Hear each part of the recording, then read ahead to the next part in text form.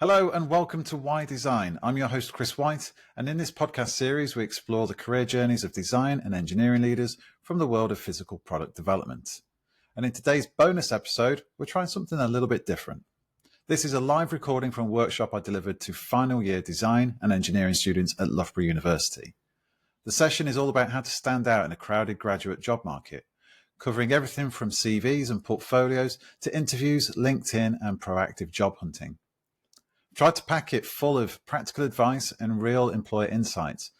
And whilst it was originally aimed at soon-to-be graduates, the advice applies no matter what stage you're at in your career. If you prefer, you can watch the session with slides included. The full video is now available on YouTube. And if you'd like to hear more bonus content like this in the future, just drop me a message on LinkedIn or send an email to chris@teamkodu.com. As always, this episode is proudly powered by Kodu, your go-to recruitment partner for physical product development. Let's get into it. Thank you for joining me, and it's wonderful to see you all. And congratulations, coming out here today, putting yourself out there, you're demonstrating the exact skills and attributes that employers are looking for. By simply turning up, you're showing that you're being proactive, that you've got curiosity. What on earth is this guy going to talk about? And you want to solve problems. So my name's Chris. I run a business called Kodu, and I'm also the host of the Why Design podcast. Over the last 12 years or so, I've worked with some fantastic brands and design consultancies in the physical product design and engineering space, helping them to grow their design and development teams. And on the Why Design podcast, I interview founders and design and engineering leaders about their career journeys, where they started, where they've been, their ups and downs, their lessons learned along the way, and what they're most excited about. We're also building out the Why Design community, which is on WhatsApp. We're running online huddles. We've got workshops and meetups. And I'll share a link later so you can get involved in that. But on to why I'm here. So, quick show of hands. How many of you have already applied to at least one job? Okay, that's most of you. And how many of you have heard back from any of your applications? Okay, about half the room. So, let's be honest, job hunting can seem overwhelming. Most students, in fact, most people, whatever career level they are, they just don't know where to start when it comes to job searching. And employers on the other side, they're often buried in countless applications. They all look and sound the same. The good news is there's a lot you can do to cut through the noise. And we're going to cover some of that today. So throughout the session, if you have any questions, head over to menti.com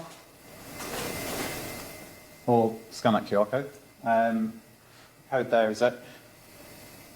I've not used this before, so it might go horribly wrong, but if you scan that, you can put your questions in as they come through. We'll go through them at the end. But, we're not a massive group here, so if you have questions as we go along, this is an interactive session. It's not a lecture. Just put your hand up or shout out, and I'll try my best to answer as we go along. Okay, so why is it so hard to land that first role? It's not just hard for you, it's hard for employers too. Most of the time it's not a question of your talent, it's a question of clarity. And how can you communicate, or how well can you communicate what you think? How proactive are you in shaping your story? That's what gets you noticed. These next slides will outline some of the challenges that you and employers are facing, and we'll dive into some of them later on in the slides. Firstly, most of you are going to struggle to stand out.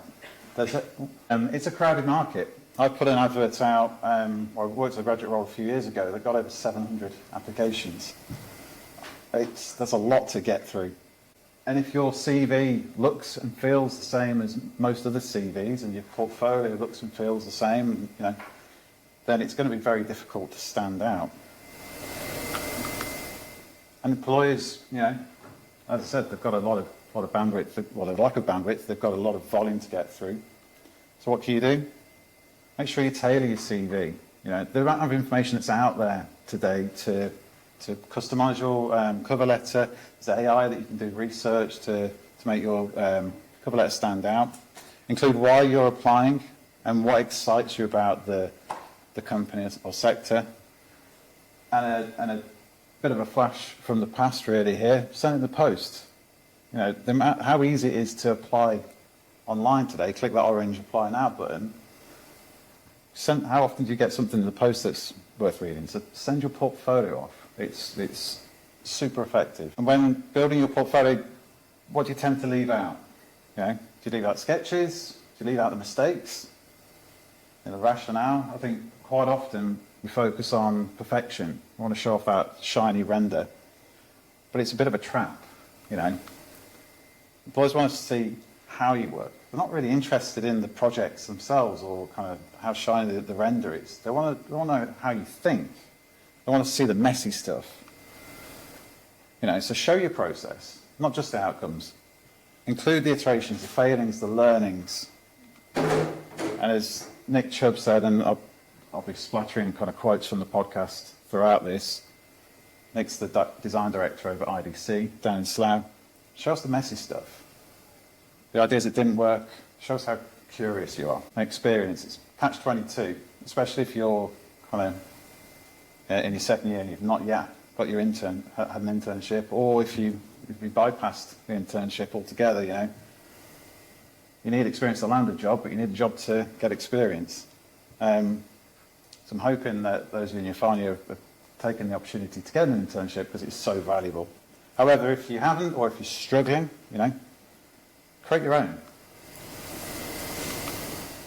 So reach out to small companies, reach out to consultancies, offer to do a brief, or just take up your own brief. You know, you don't have to just do the projects that are mandated to you. Go beyond, you know. Take on freelancer gigs from Fiverr or Upwork. There's plenty of people I know that started off, you know, just doing those odd jobs, those kind of things just to get by, and before you know it, you're building up a portfolio of work and problems that you've solved.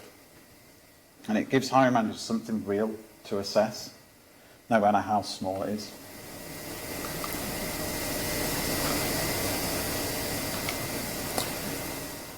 Once you've cut through the noise, what next? You know, you've got to go to the interview.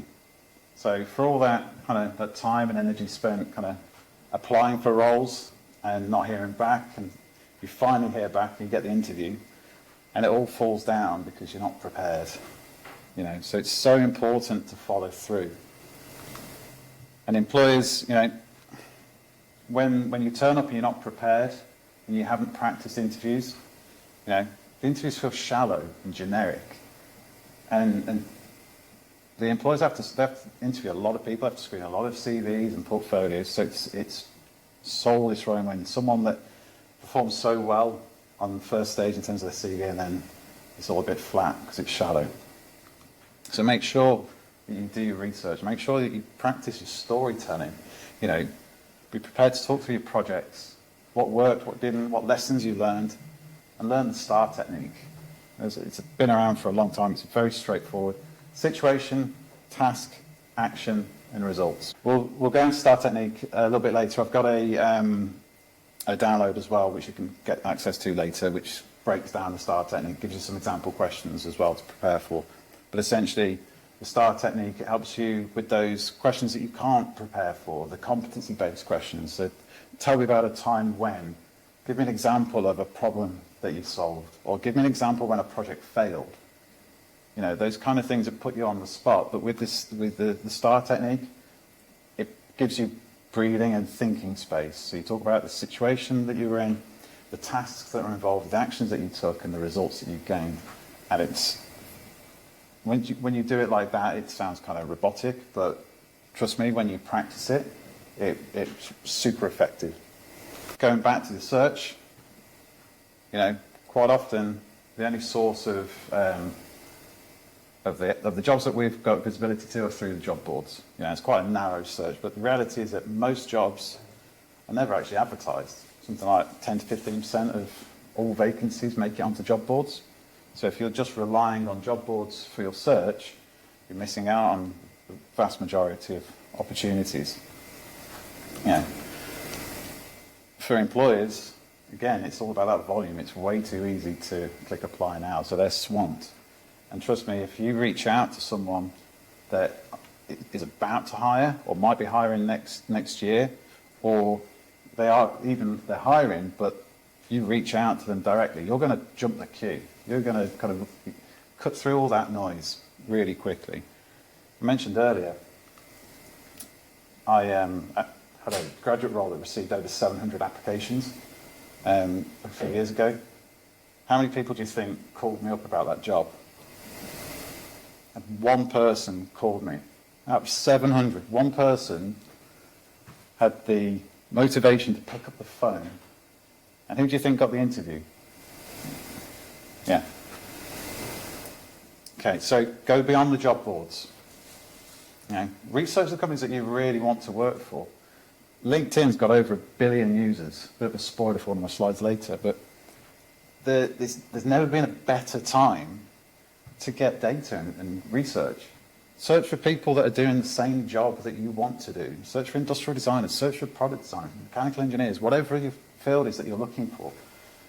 Search it, you'll find companies that employ that level of talent and then work your way up.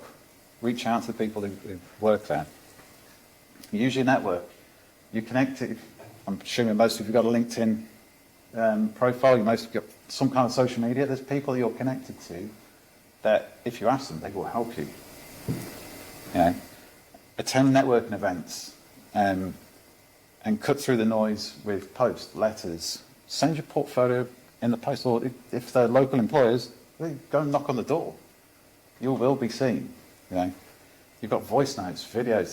The amount of options you have are endless, really. You've just got to choose to be proactive and do it. But be wary of AI. AI is a great tool. I use it daily in my business. But when I receive a CV or a cover letter or an email that's been written with AI, it sticks out like a sore thumb. No one's that excited about the unique opportunities of it. There's cliches and tropes that AI love to use if you don't use it properly. So just be wary of kind of over-personalizing in that respect. And the final point, this comes up a lot on the podcast. In terms of expectations, you work so hard when you're at university. You've got to this point, you're ready for the world of work. So you want that first job to be your dream job. But the reality is, very few people get their dream job for job number one. But that job number one and job number 2, 3, 4, however many times, it's the things you learn, and it's often the dull or the less glamorous.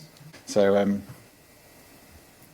it's more about what you can learn rather than what name's above the door. So embrace those kind of messy, dull, boring jobs and take out what's in it. I speak to people who are now kind of at director level within big multinational corporations. People who have worked all over the world that started off doing bitty freelance work because they couldn't get their first full-time gig. People who worked kind of pulling tractors apart. It's all valuable experience if you let it be. Embrace what you can learn. So, but focus on the long play. What can you get out of those short-term opportunities? Because you've got a long career ahead of you. But whatever you do, make sure you do your research on the role in the company. Be honest about the kind of work that you're looking for and willing to do. And again, don't rule out the boring jobs, because I guarantee there'll be a lot more interesting if you let them. So let's talk about CVs. So you've got 7 seconds on average. That's what industry tells me. That's roughly what I give, in terms of if I've got 100 CVs to look through, I'm skimming through kind of some of the headlines there. So You've got to make an impact straight away. You guys are all starting off, not really any need to go past a single page, but if you've had some really useful experience, talk about it. Don't worry about going on to a second page, but make sure that in 7 seconds, whoever's looking at your CV can make a judgment call. Is it worth reading more, or are they going in the reject pile? Okay. So, as a basic, you need to say who you are, where you are, what you do, how you do it, and why. You need to get that across fast. You want to keep it clear, clean, concise. Use white space. Avoid the grey wall. The amount of CVs I've received over the years that have got size 6 fonts and 0 border because they've been told you've got to keep your CV to one page. So it's like, yes, but I'm going to put a dissertation onto one page. It's like, I ain't reading that, You've got, and I don't think I'm alone there. Most hiring managers internally and internal recruiters, they might be fielding 400 or 500 applications per role, and they might have 30 roles on their desk. So make it easier for them, In terms of the layout, we're going to get kind of tactical here, really. Make sure your contact details are. It sounds basic, but if I've got to go and hunt for an email address or a phone number, if it's squirreled away on the bottom, or if it's not even there at all, the amount of CVs I've seen recently don't have a phone number. So you desperately want this role, but I can't get hold of you. I've got to wait for you to respond. Just make the recruiter's life easier. Put your qualifications top and centre, and include a short bio. Again, make it short and snappy. Get creative with the text, the bold, the italics, whatever, to pull the eye and tell a story on your CV. Put your career history. If you've had projects, you've had jobs, include your project work and talk about the problems you solved. But please put it in reverse chronological order. Companies want to know where you are now or what you've done most recently. They don't want to be hunting down the CV. Got to try and find that. Confuses the heck out of them. Talk about your key skills, your software, education. Talk about your hobbies and interests. Can't stress enough how important personality is on this. If you resonate with one thing with an employer, if you've got one thing in common, that could be the difference between you getting the phone call and someone else not. Okay. As Tim McLean on the podcast said, if it doesn't stand out, it won't get read. So, the basics, spell check it. Again, as much as we're looking to stand out and to cut through the noise, we also don't want to stand out for the wrong reasons. We don't want to annoy the reason. We don't want to kind of give them reasons to ask questions or, that they can't answer. We want to get through that. So make sure you spell check. If you're using a tool that doesn't have a spell checker in it, get someone to proofread it. Run it through ChatGPT and get it to spell check it. Just don't send it out with red squiggly lines and spell mistakes on there. Make sure you've got plenty of white space on there. Again, make it easy to read. It shouldn't feel like a chore. Use colour and images. Again, we don't just want a black and white CV. We want kind of tasteful colour. You're all design students, so I'm not going to try and preach you on design here, but the header space at the top of your CV where your name is, that's a great bit of real estate for a hero shot. You might not get the opportunity to put your portfolio on every single application, but you can certainly save your CV as a PDF, and you've got some real estate there for that. And again, save as PDF. That's a universal standard that your document will look the same on whatever platform the person's reading on. Okay, so it doesn't matter what fonts they've got installed on their computer or not, it's going to come out how you want it to. So PDF is the gold standard there. Now, some tips from my side. Okay, so it's not all about applying for jobs and being read, it's about being found. In the UK, there are something like 30,000 recruitment businesses, but not many of them are specialising in design, but the same rules apply. Recruiters, they prefer to go out and find candidates, because, again, for graduate roles, we're talking hundreds of applications. So if I can go and find someone, if someone can give me a call, it's basically getting to the result quicker. So make sure that when you're putting your CV together, you're considering kind of what recruiters might be looking for. So think about things like industry standard job titles. If you've had a year in industry and your job title was mechanical engineer grade 2, with some kind of internal jargon, it's probably not what the rest of the industry is calling you. So add some variation in there. When you're talking about the work that you did, the problems you solved, there's another opportunity to get keywords in there. For instance, I quite often search for people that have got plastic injection molding experience. So I'm searching for plastic injection molding or plastic. If that's not on your CV, you might not appear on my results. Things like SolidWorks and CAD, we can't search for logos, or at least I'm not aware that we can. So whilst a logo would look really great on your CV, and if you did placement year at Samsung, having the Samsung logo instead of the Samsung text looks great, but again, it's not searchable. So if I'm looking for someone with SolidWorks and all there is the little SolidWorks logo, your CV might not appear in those search results. You might not get the call for that perfect job. Okay. And a little test for you, again, if you're using a more creative tool like Adobe Illustrator or something like that to put your CV together, that's fine. But when you flatten it as a PDF, just try and get the cursor tool, see if you can actually highlight some text, and that will tell you whether or not that document will be searchable by online platforms, by recruiters. Because if it's just a flat image, again, it's not going to turn up on any results. If we've got any questions before I move on, I feel like I have kind of just given you a load of basics there, but go ahead. About the skills on especially the technical skills on yes. the CV and the software you can use, how will you present that? When you say logos are unsearchable, sometimes people will include an icon of the yes. software they can use. Is that not going to come up? It won't come up. So my advice for that would be, if you say, for instance, you've got the SolidWorks logo, write SolidWorks underneath it. Again, assume that the people reviewing your CVs don't know what the SolidWorks logo is, because they're not. Most recruiters, internal and agency, aren't design experts. I'm not a design expert. I've just been recruiting designers and engineers for 12 years, so I recognise some of the logos. So it's okay for me, but the internal recruiter at Vax, for instance, or at Joseph, they might not know what the latest logo looks like, so you might get overlooked, even if you're applying. So yeah, spell it out for them, make their lives easier. Follow-up question. Go for it, yeah. We've had a debate about sometimes students tend to assess how well they can use a skill, and we tend to say, don't do this. Yeah. Just kind of list the skills that you can use, don't kind of try to assess if you're good or bad. Yeah. Would you agree with this? Absolutely.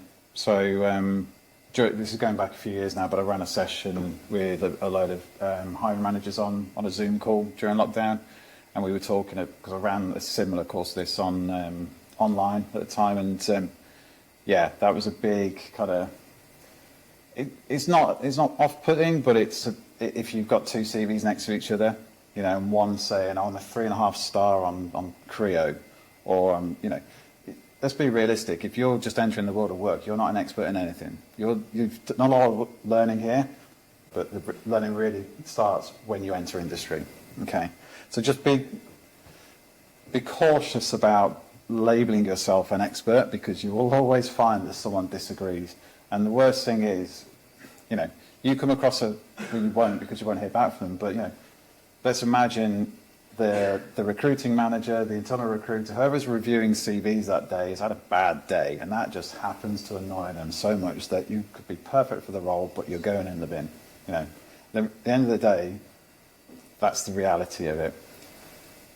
Now, there are AI sorting tools coming out, and a lot of big companies are using those, so that may kind of take some of that kind of human emotion out of the day or whatever, but I think it still stands that the keywords and logos are going to be much easier to assess whether you're a fit on paper to those AI sifted jobs as opposed to logos. Is it relevant to add our education and what we've got? I guess university, yes, many people before what your... In terms of GCSEs and A-levels? Absolutely. Yeah. It's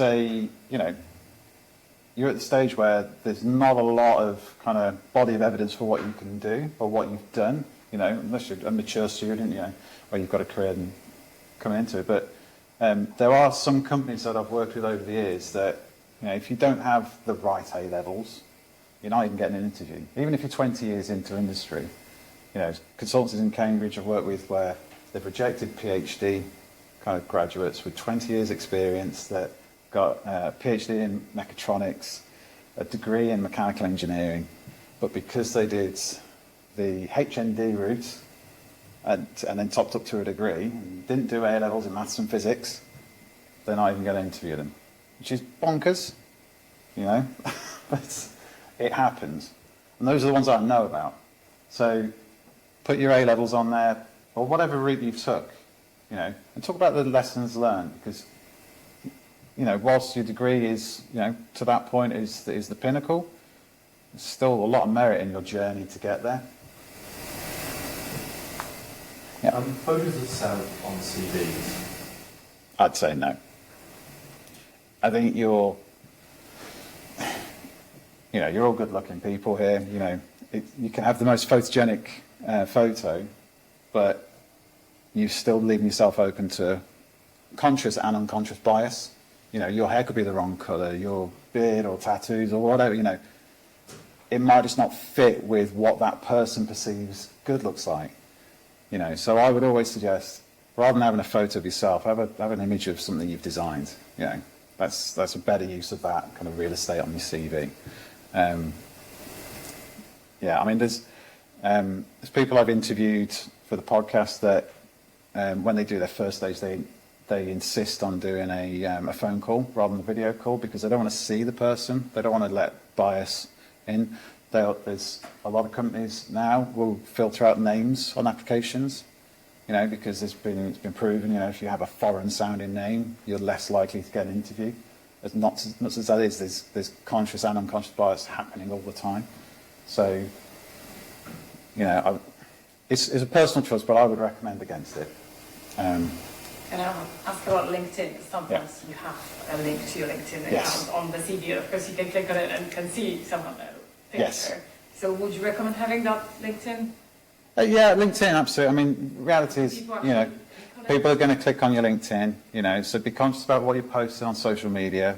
If you don't think prospective employers are checking your social media, and I hate to break it to you, but they are, so contrary to what I've just said, you do need a photo on LinkedIn, because it's worse to have just a grey kind of shape of a person rather than an actual person. Putting like personal projects? Yeah, absolutely. It's all about the problems you've solved and how you solved them and the outcome. It doesn't matter if it was a success or failure, it's evidence of the way that you work. And at this stage in your careers, it doesn't matter how successful your projects have been, it's how you approach them, how you take feedback, how you bounce back, how you learn, because employers are looking to invest in you. And from my own experience, I'd much rather take someone on that's completely green, but has got the right attitude, that is curious, and is super coachable, that takes feedback well. And that's the feedback I get from industry kind of pretty much every day. So, show whatever you can that demonstrates problem solving. Okay, should we move on? Cool. What do hiring managers really want? I've been in a privileged position. I've been running the podcast now for just over a year. I've been interviewing people as part of my profession for coming up to 12 years. But one thing that comes through, kind of no matter who I'm speaking to, it's, they just want to see curiosity. They want to see that you take feedback well. They want you to show me how you think. And that comes through the conversation. So again, whether it's on your CV, whether it's on your portfolio, whether it's on the LinkedIn posts, whether it's on your LinkedIn profile, whether it's on the conversations you have, talk about the problems that you solve, how you solve them, ask questions, demonstrate curiosity, and take that feedback well.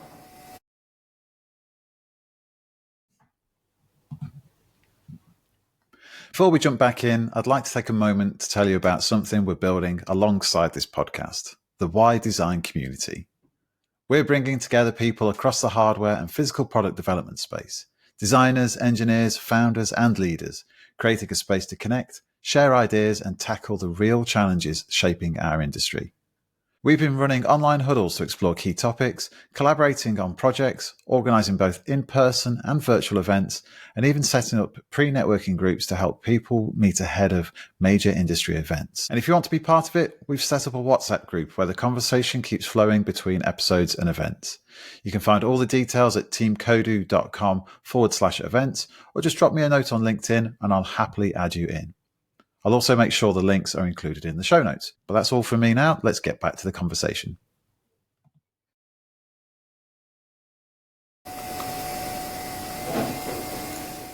Okay. In terms of job searching, let's kind of dive into some tactics. So, not every job is on LinkedIn.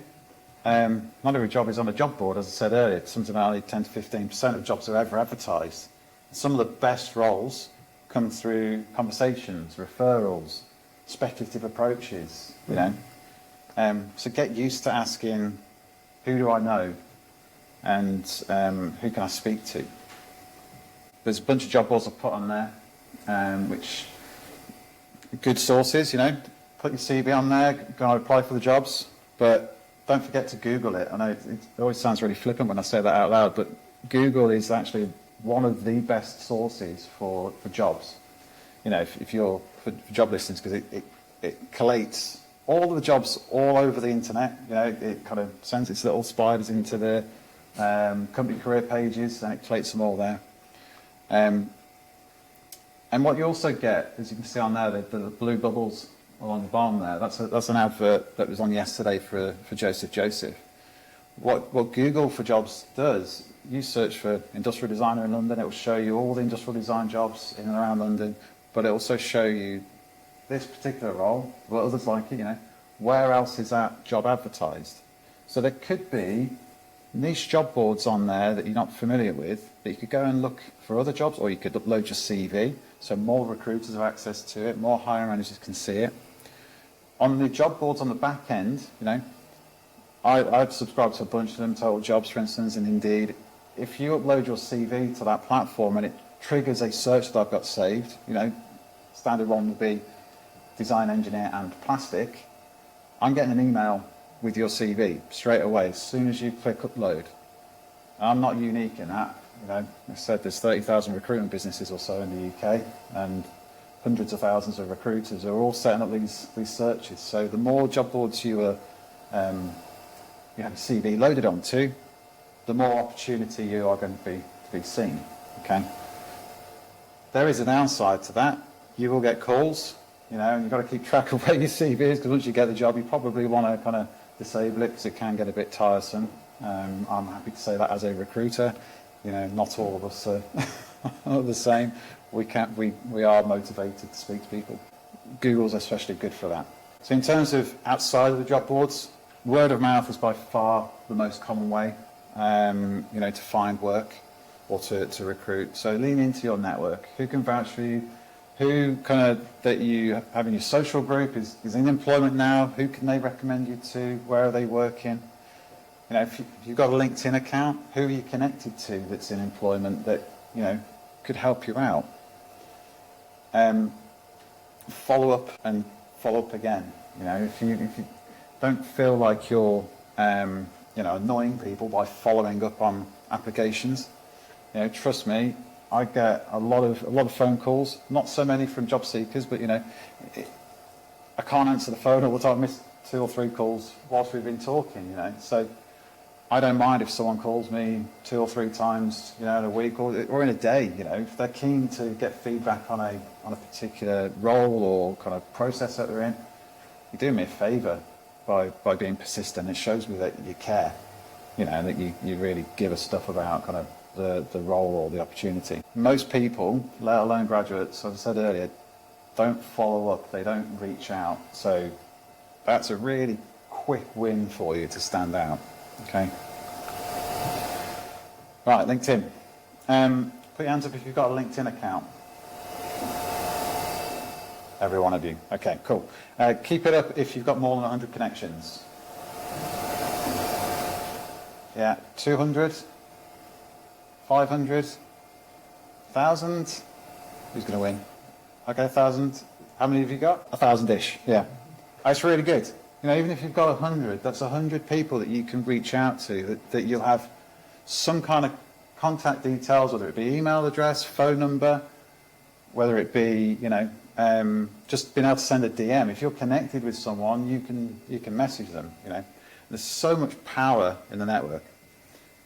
Now, LinkedIn has got over 1 billion users. That's a lot of accounts, and it's getting, you know, it's growing every year. But most people are ignoring their network. In fact, most people don't post on that. They don't go on there. They just have an account. It's dormant. You know, and I don't know if you've heard of Alex Hormozi, but he bangs on about how your network is your net worth.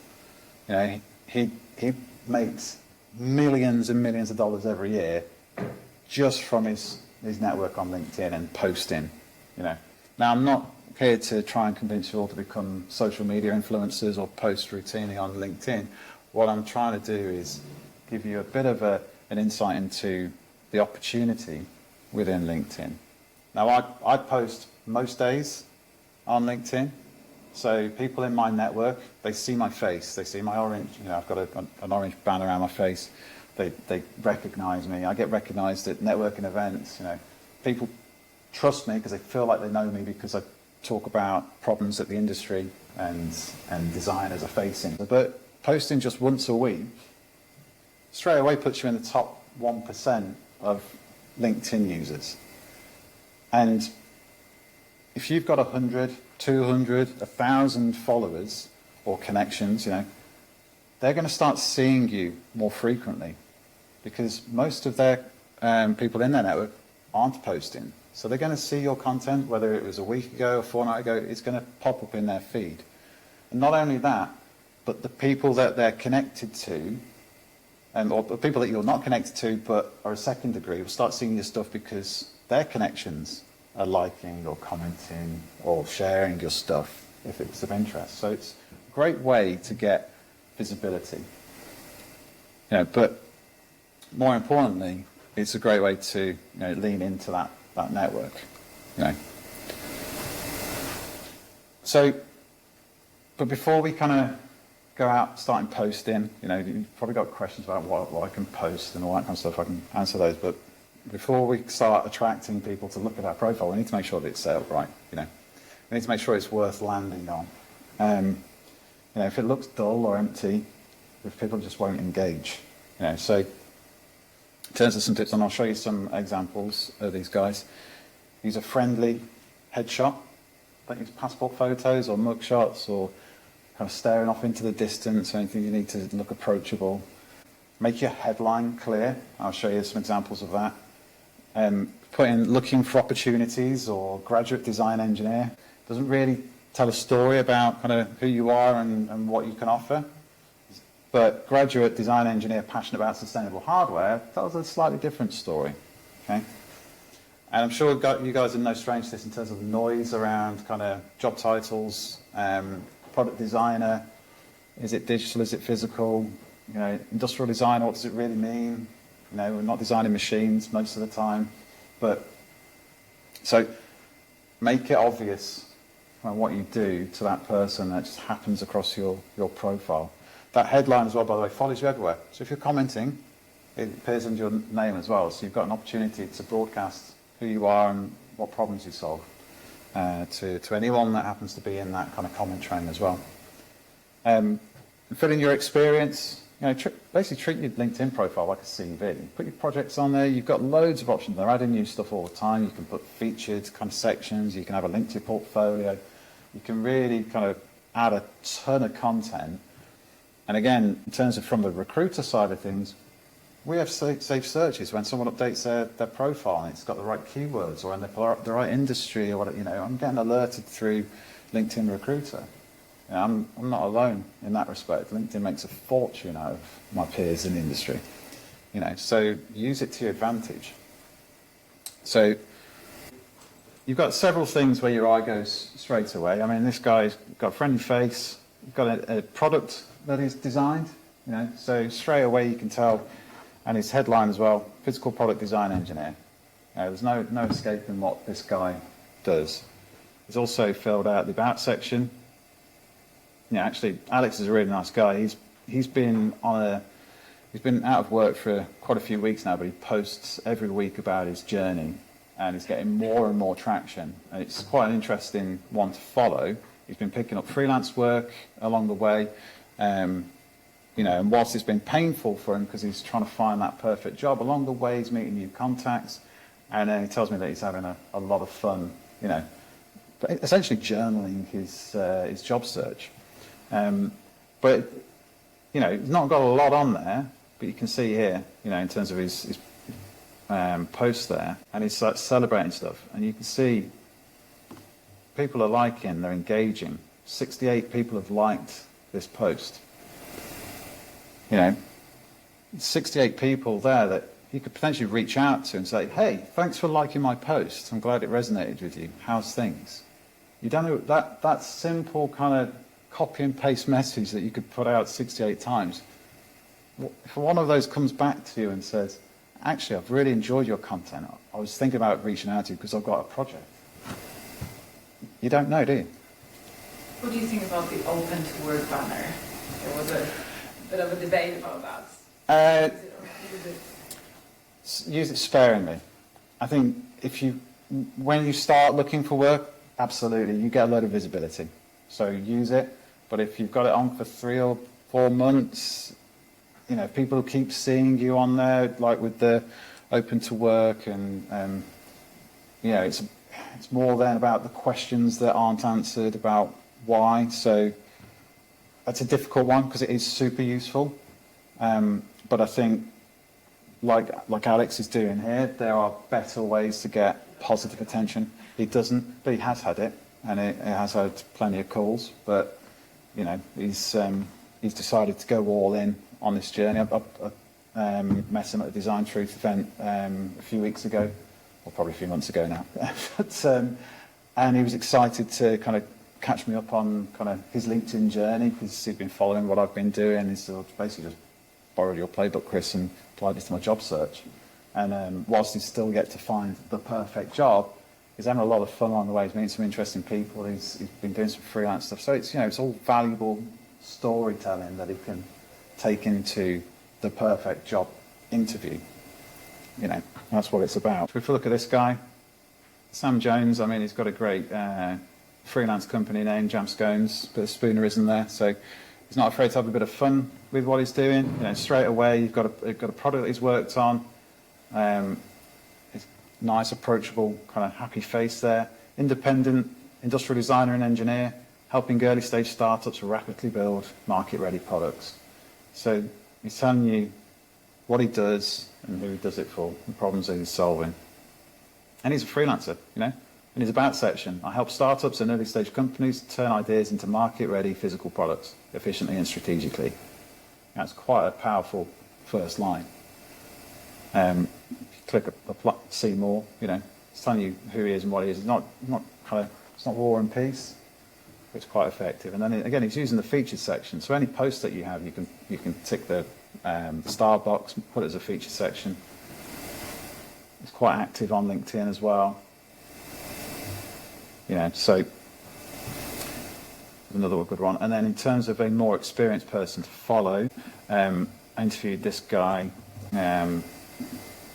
start of the year, I think it was, Ben Patton, runs his own design agency called Inon. A bit more experience, but in terms of someone to follow, in terms of, you know, from a social media, LinkedIn content creation, and just general personality, his mantra is he just decided about 2 years ago he just wanted his audience to know who he was, and his strategy is he just basically journals his life, the projects that he's working on, the networking events he goes to.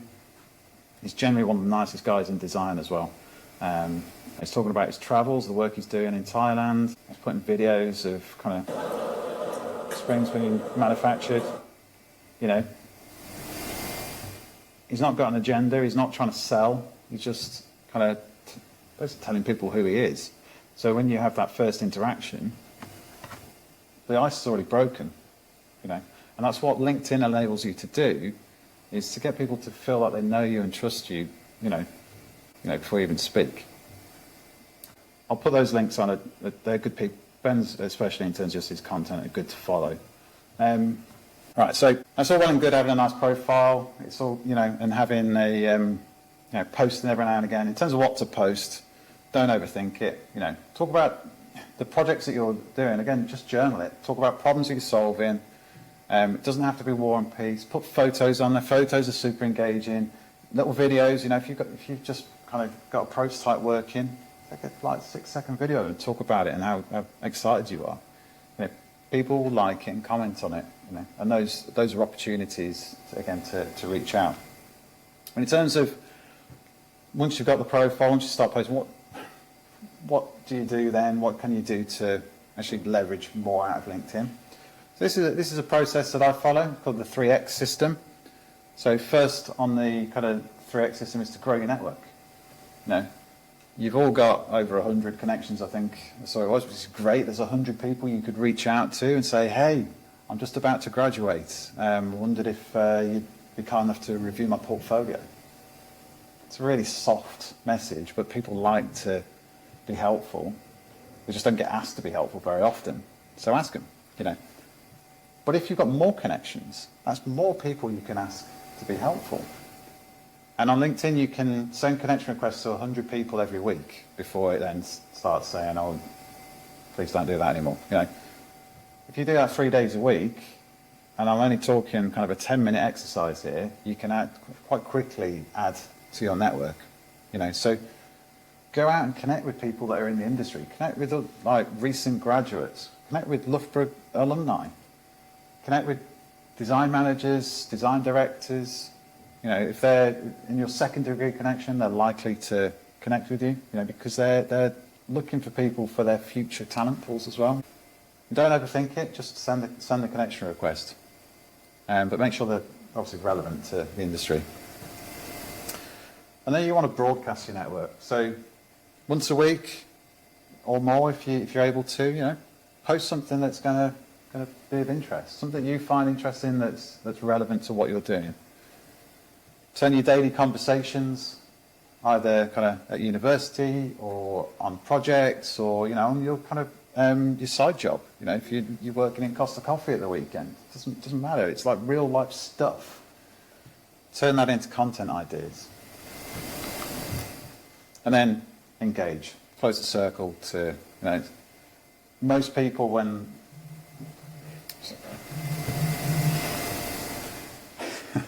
Most people, when they, they hear about social media marketing, think, I'm going to put a few posts out, I'm going to be a millionaire tomorrow. It doesn't work like that. This is a long play. I've been on LinkedIn for 11 years now, and it's only really in the last 18 months since I started Kodu that I've really taken it seriously. I've started posting every week. I started looking at my strategy and recording metrics. I've gone as far as to engage with a content and marketing coaching company to advise me on kind of how this all works, and I've just seen my business just fly off the back of it. Just in terms of the warm engagement that I get, how easy sales calls are now because people know me. I'm not cold anymore. But most people, if I'll put a post out and then they get frustrated, they give up after a month or two because they're not getting anything coming in. But actually, you've got to be proactive. You've got to be curious. You've got to ask questions. You've got to go out to that network. So reach out to your warmest contacts, your first degree connections. The people that are liking your stuff are going to recognize your face when it pops up in their DMs. If you can do that within 48 hours of them liking, you're more likely to get a response. And rinse and repeat. Keep doing that 2-3 times a week, and by the time kind of graduation comes around, I guarantee you're going to have some really interesting conversations. Here's what I do 3 days a week, so more of the 3X. Send out 20 connection requests, comment on 10 things on my news feed. Comments are really powerful as well. If you ask a question on a comment, how rude is it to ignore a question in public? Imagine if you ask me a question and I just look the other way. That's really weird, wouldn't it? Do it on a public forum like LinkedIn, you're more likely to get a response. So ask an interesting question. That video of the springs at spring manufacturing that Ben put up, you could ask a question about, wow, where was that? Obviously, make it context. But he's going to engage, And then when you send that follow-up DM, it's like, really enjoyed your post. I thought I'd love to get some time, have a virtual coffee. Well, it depends where they are, you know, but I'd love to get your thoughts on my portfolio. You're much more likely to get a positive response. And sending those 5 DMs on that session as well, you know, it's not much, is it, really? It takes kind of 5-10 minutes to send out the connections, probably about half an hour to do the comments, because you've got to search for the right thing, you've got to think about what's going to sound good. But then DMs, you know, most of them are going to be fairly similar. I've also tried voice notes. I don't know if any of you have tried voice notes on LinkedIn, but they are super effective as well. You need to use your app on your phone. But in the DMs, if you press the microphone button, you've got 60 seconds. And in the age of AI, where it's so easy to get, you know, ChatGPT to generate words, it's very difficult to sound human. So if you can send a voice note or a video, you're going to cut through as a human being as well. So top tip for you. Just on the voice notes, approximately 60% of people I send voice notes to respond and then book meetings in with me, whether they are people that might look for work, or whether they be employers looking to engage my services, or whether they be people that I might want to get on the podcast. And the majority of them say, wow, I've never received a voice note. I didn't even know you could send voice notes on here. So not many people are sending them. So if you want to stand out, send voice notes. Going off script here a little bit, because I just thought with the voice notes, make sure you write a script. Otherwise you'll be there forever again. No, I didn't like that one. Delete that. You know, you can have a redo. It's not a one-take thing, but do a script. Yes? You said you get 60% replies on voice notes. How much do you get just messaging people normally? It's less than that. I haven't tracked it because because to be honest with you, most of the time I'm sending voice notes. I prefer my first engagement. I prefer to send a voice note because I want them to hear that I'm a human. You know, there's so much automation software out there that can send messages on your behalf. So I'd say roughly, made up stat, 90% of the messages I send out, if it's the first message, will be a voice note. If someone connects with me, I'll send them a voice note. If they've liked my stuff, I'll send them a voice note. So it's part of my business development routine in the morning as a really soft kind of, hey, that guy doesn't sound like an arsehole recruiter, kind of, you know, it's kind of moving on slightly from the LinkedIn voice notes and DMs. You know, networking these days, some of it's online, but really getting out in front of people and shaking their hands, saying hello is super effective, you know, but it's super scary as well. But really, you know, how better can you get on a company's radar, you know, if they're not hiring, then meeting kind of decision makers, especially when they're not in the pressure of having to hire. You know, for me, that's the time I want to meet my future clients, is when they're not hiring. Because when they're hiring, they're stressed and they're trying to get over the line. They've got all these projects they're trying to run, as well as hire people for their team. So I'd much rather have a conversation with them when they're not in hiring mode. And it's the same as a prospective employee. Because again, most of the time, they're not advertising their roles anyway. They'll be aware of what's coming down the line. So that kind of, you know, ad hoc conversation in a bar, a design truth event, you know, an industry mixer or whatever, you know, those are kind of, treat them as interviews. They're opportunities. So yeah, get out to the networking events, get to the meetups, research who's going to be there. You know, if you're in, don't just see it as a jolly, as a party. You know, most of these things now, you know, I know Brad at Design Truth, he actually publishes a list of who's going. That's gold. Like, look through it. Who can you reach out to on LinkedIn beforehand? Hey, I'm going to the Design Truth event. Or hey, I'm going to Hardware Innovators. Or hey, I'm going to be at the New Designers. Okay? Be great to meet you in person. Been following you on LinkedIn for a while. Are you going? You know, or what day are you going to be there? It's something quite short and sweet and concise, not too kind of in the face or overthought. It's just reach out. You only need one or two of them to come back and say, hey, that sounds great. You know, could change your career. So yeah, but be human. be curious, be concise, ask some questions about them, and ask for help. Once you've asked them about them, ask them for some help with you. Can you review my CV? How did you land your job? Just something that's showing that you're serious about this, okay? Again, with a lot of the stuff that I've talked about, most people aren't doing any of these things. So you've got an opportunity there to really stand out. And as Tim on the podcast said, anyone that reaches out to him, when they're not hiring or when they are, they go straight on the yes pile. Okay, interviews. All right. Don't wing it. It's basically the short version of this slide. You've got to know the company, you understand what they make, what they do, prepare questions. There's nothing worse than getting to the end of an interview and the interviewer says, so, have you got any questions? And you go, I think you've answered them all. Take too many questions. Don't be afraid to have them written down, It shows that you're prepared, And when you're talking about a project, don't just say what you made. Talk about the challenges, explain why you did it, and what you change next time. Talk about they're interviewing you, not your project team. So try and avoid the kind of we did this, we did that.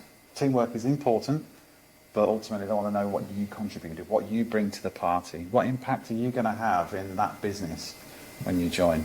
Okay. So reflect on the projects, what went well, what didn't go so well, what you do next time, and use the STAR technique. And that quote there from Leo, that's a consistent through kind of all the employers that I speak to. You can talk me through your decision making clearly. That's when I know you've really understood the problem. Cool. So that guide there. It's very straightforward. A lot of it is, like my talk here. Some of it you're like, Chris, I already know all this stuff. We're not trying to reinvent the wheel here. It's just reinforcing some of the basics, but then giving you some of the little things that maybe you hadn't considered. So if you take one thing from today and it makes a difference, then I'm a happy man. And just some final thoughts. Be proactive. Show your process. Research and practice interviews. Be realistic but optimistic. There's no such thing as a rubbish job. Everyone starts somewhere. Make sure your start sets you up for growth. And I've got a little bonus tool for you. So I don't want to call this a cheat code because we're at university and we don't cheat here, obviously. Okay. But this tool, I'm presuming you've all mucked around with ChatGPT. This is something that a custom GPT that I've put together. Hopefully you can access it. Essentially, it's a researcher for you. So you put in any company name or website, and it will give you a breakdown of the company, their history, the products. They'll even do a very kind of, I've got a basic version in there that explains what they do and how they do it as if you're 10 years old. So a very basic thing on there. Tells you who the key decision makers are, any interviews that the founders or senior leadership have given over the last year or so. It's got your financials. It's a super, in my opinion anyway, I'm terribly biased, but it's a super effective way to get a lot of research that, had you gone out and researched this, it would take you hours, and frankly some of the data you might not be able to find because it's behind paywalls and you have to sign up to things. But ChatGPT's have managed to collate it all. So I will caveat this with make sure you double check it. Do go on the company website and make sure that it's the same company.